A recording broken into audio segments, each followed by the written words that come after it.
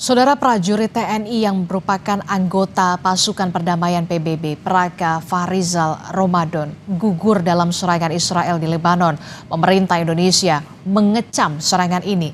Lalu apa yang bisa dilakukan Indonesia dalam jalur diplomasi untuk menyerukan penghentian perang?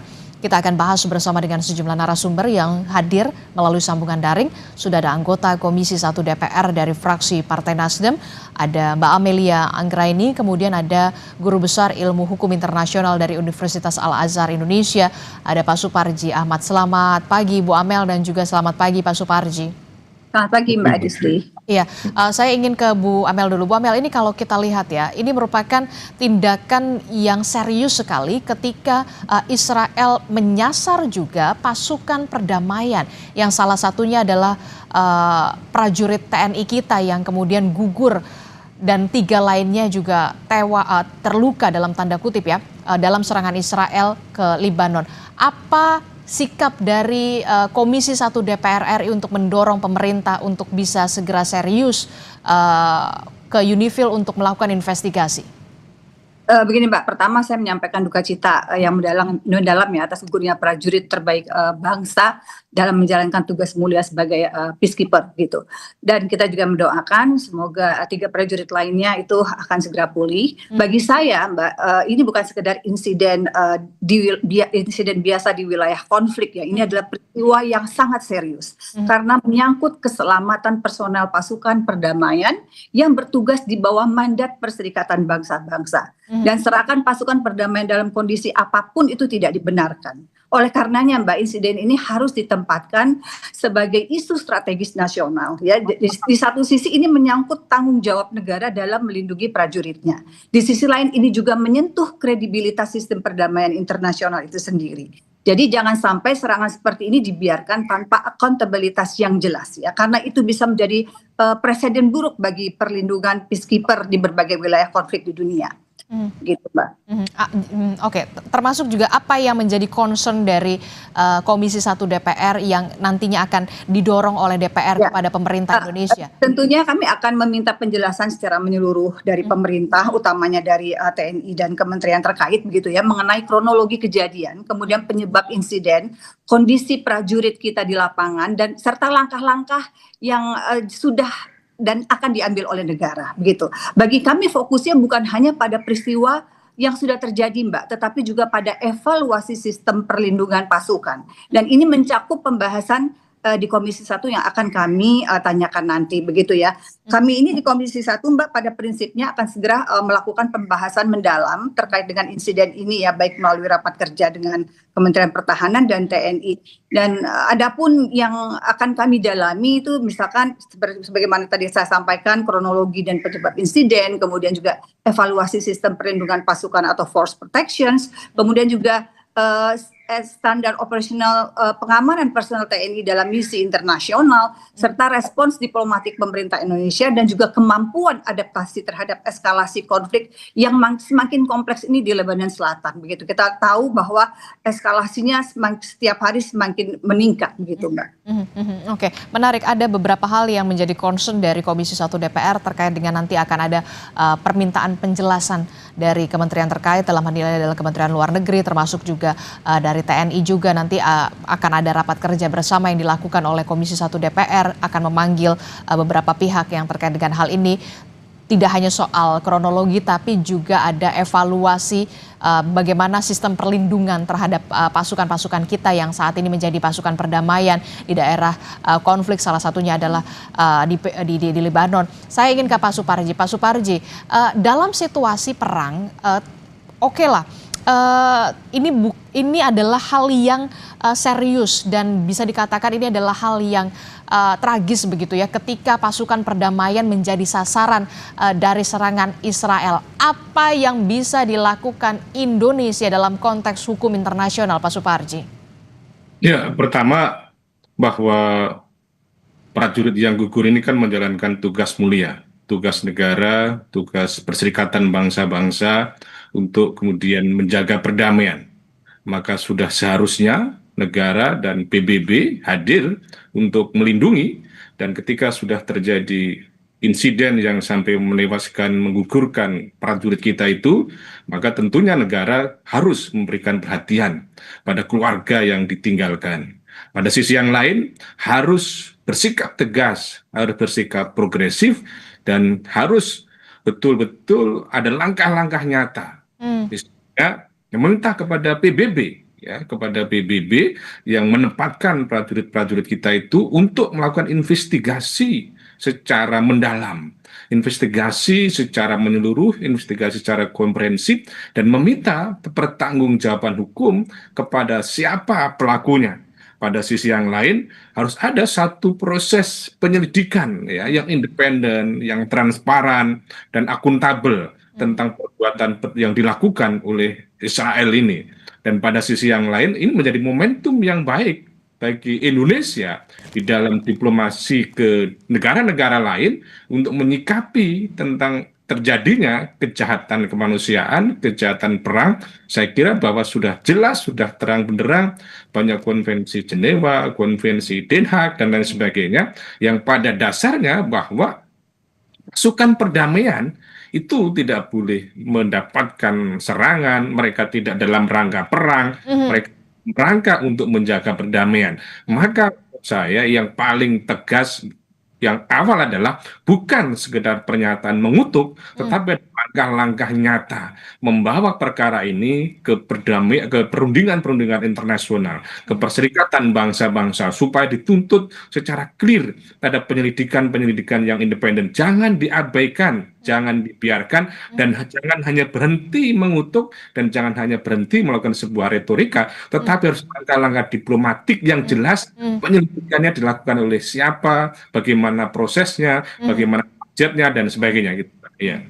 Oke, jadi harus ada langkah nyata yang memang benar-benar dilakukan oleh pemerintah Indonesia secara serius, tidak hanya soal diksi pernyataan mengecam, kemudian mengutuk begitu ya, tapi harus membawa permasalahan ini benar-benar ke perundingan internasional, diplomasi yang harus dilakukan untuk bisa memberikan sanksi terhadap negara-negara yang melakukan serangan terhadap pasukan perdamaian kita di PBB begitu di Libanon, karena tidak hanya menyasar pasukan TNI kita yang merupakan pasukan perdamaian, tapi juga Israel menyasar nyawa jurnalis juga yang saat itu juga tengah meliput di Libanon pada saat serangan yang terjadi yang dilakukan oleh Israel. Saya ingin tanyakan juga Bu Amelia, saya baru mendapatkan informasi ada prajurit lain yang kemudian juga gugur pada saat berada di ambulans ingin mengevakuasi jenazah Praka Ramadan. Apakah Anda sudah mengetahui soal informasi terbaru ini, Bu Amel? Saya baru mendengar dari Mbak ini, Mbak. Saya yang kami dapat informasi itu baru satu tewas begitu, dan satu terluka berat begitu, yang satu lagi luka ringan begitu, Mbak. Ada 3 gitu.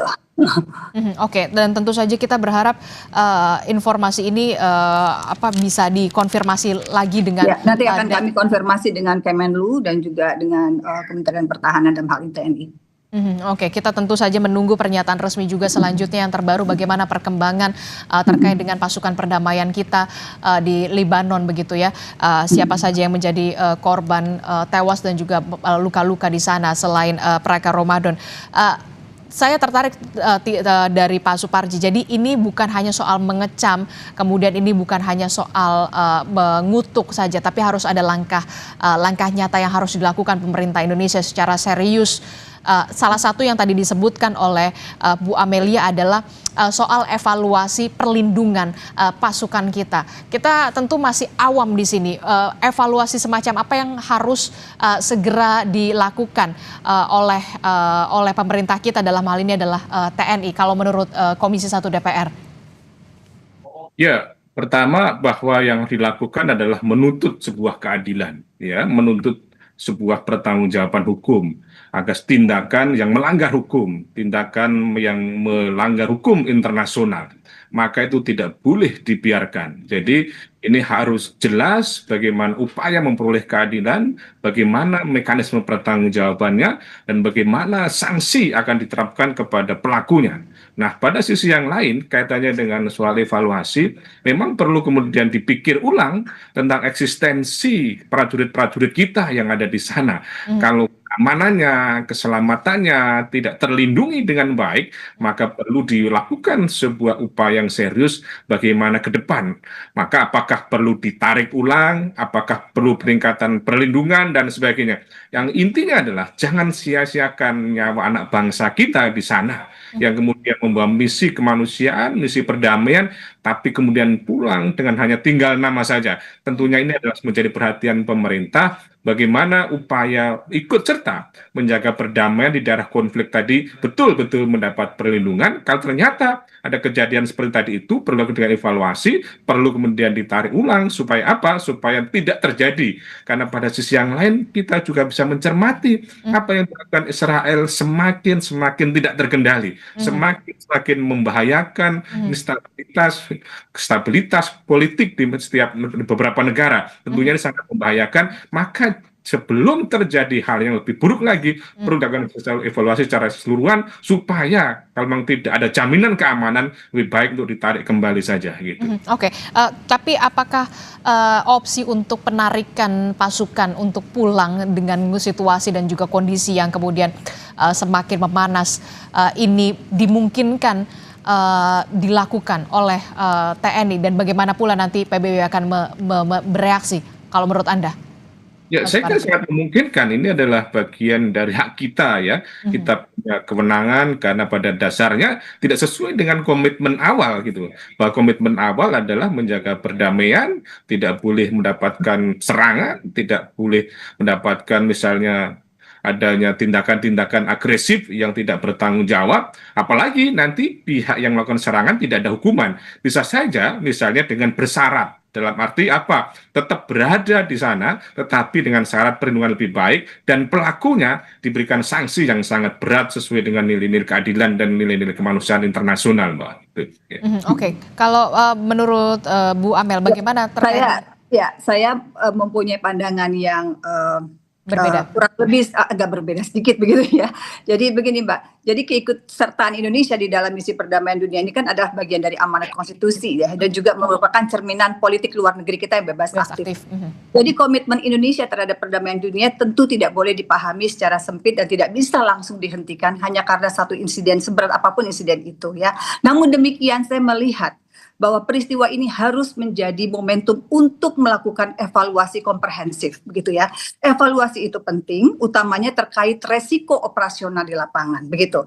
Kesiapan perlindungan personel, juga kejelasan jaminan keamanan, dan apakah pola pada penugasan yang selama ini digunakan masih relevan dengan dinamika konflik saat ini yang kita ketahui semakin chaos begitu ya. Nah, jadi menurut saya yang perlu dilakukan, kita jangan tergesa-gesa menarik diri atau menghentikan kontribusi kita, tetapi menyesuaikan strategi secara serius dan terukur. Keselamatan prajurit itu harus menjadi prioritas utama, yaitu tidak bisa ditawar tanpa mengurangi komitmen kita terhadap misi perdamaian dunia gitu, Mbak.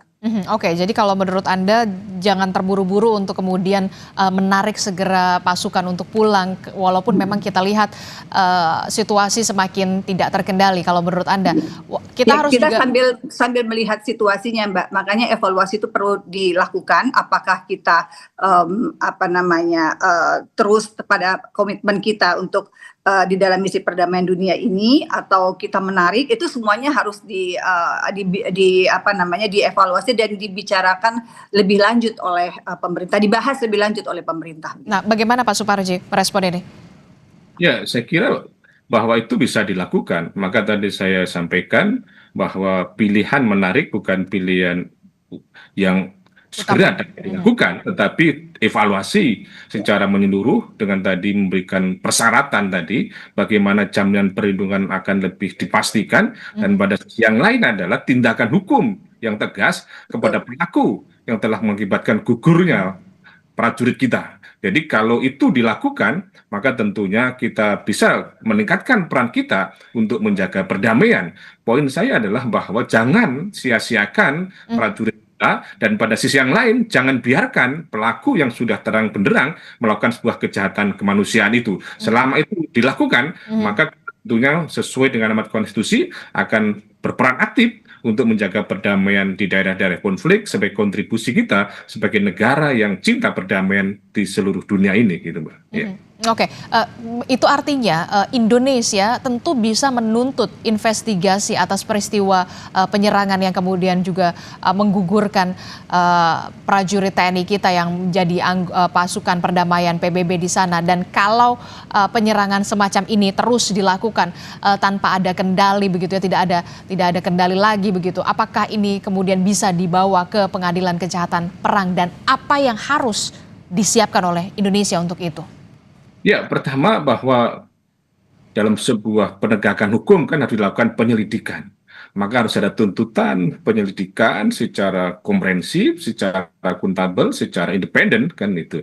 Maka disitulah akan ditemukan tentang siapa yang harus bertanggung jawab.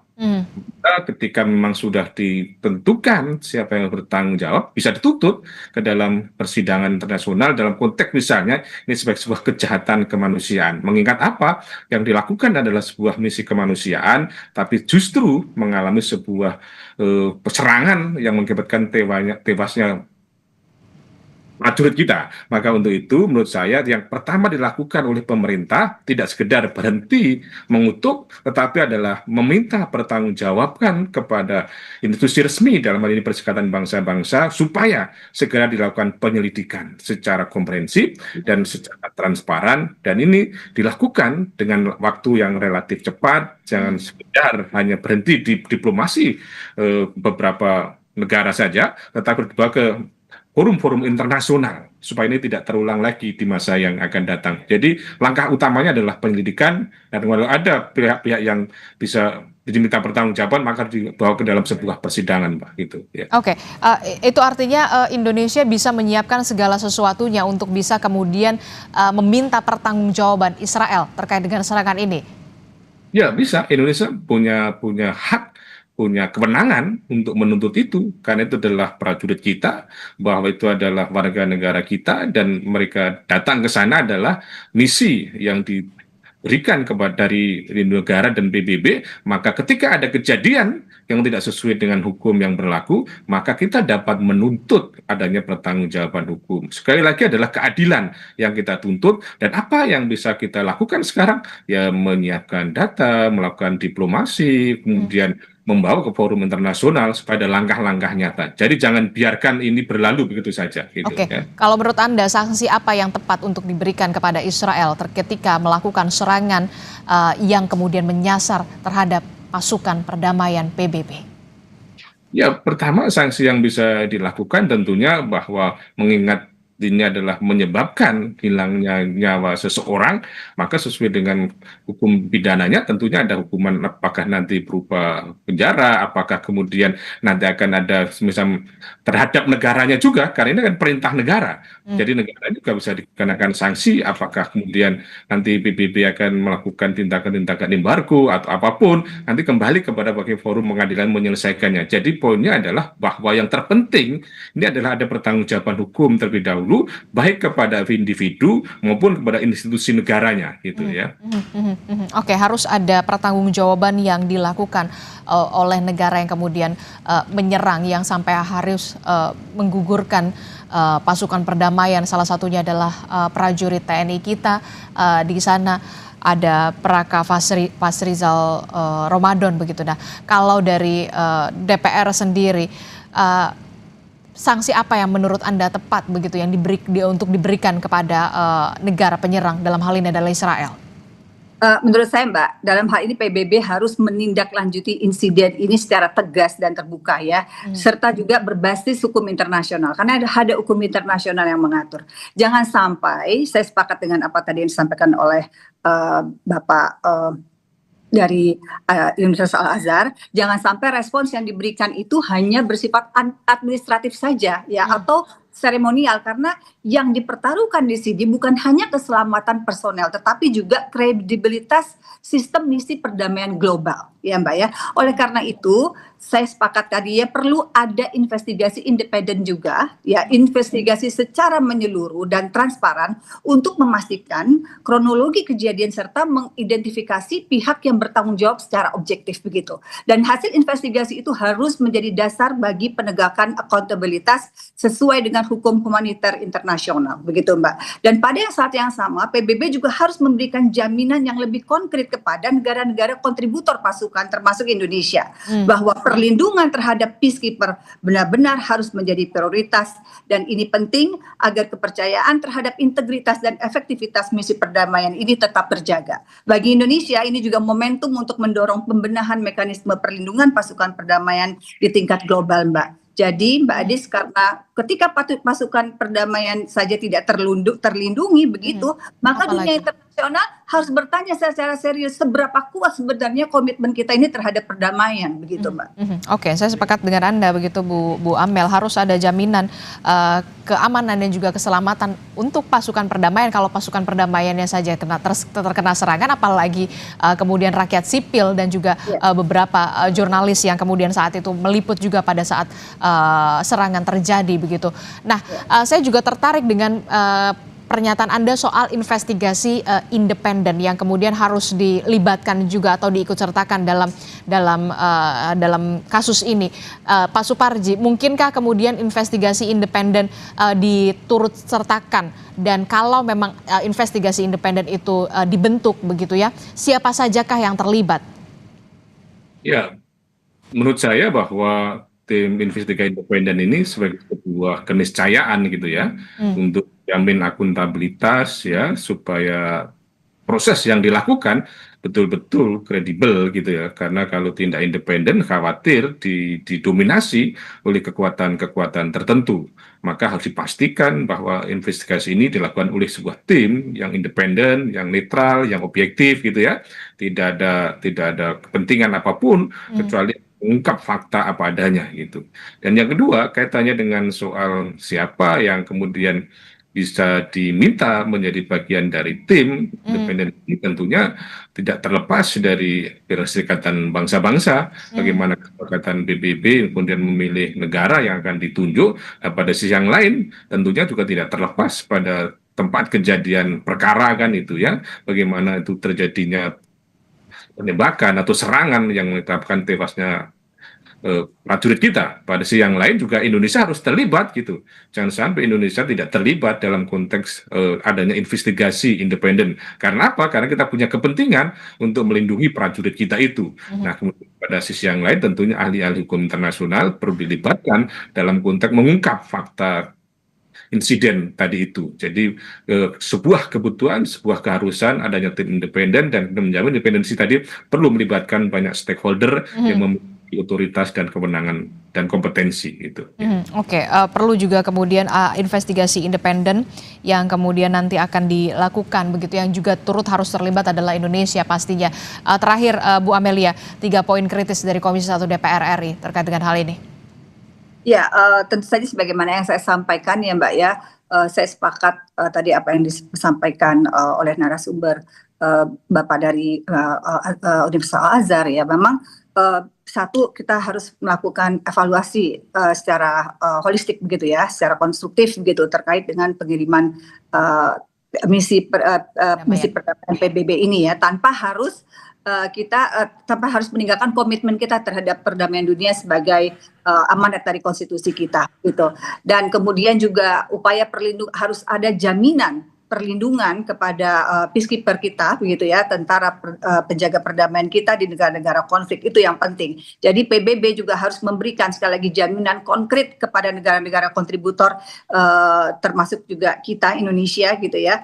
Dan ini juga sekaligus menjadi evaluasi bagi PBB gitu ya dalam terkait dengan perlindungan pasukan perdamaian dunia gitu Mbak. Oke, baik, terima kasih anggota Komisi 1 DPR RI dari fraksi Partai Nasdem. Kita akan tunggu apakah pekan ini nanti akan ada rapat kerja dengan kementerian terkait dalam hal ini Kementerian Luar Negeri dan juga TNI untuk kemudian bisa meminta penjelasan terkait dengan hal-hal ini. Bu Amelia Anggraini dan juga ada Guru Besar Ilmu Hukum Internasional dari Universitas Al-Azhar Indonesia, Pak Suparji Ahmad telah bergabung bersama kami. Sehat selalu Bapak Ibu.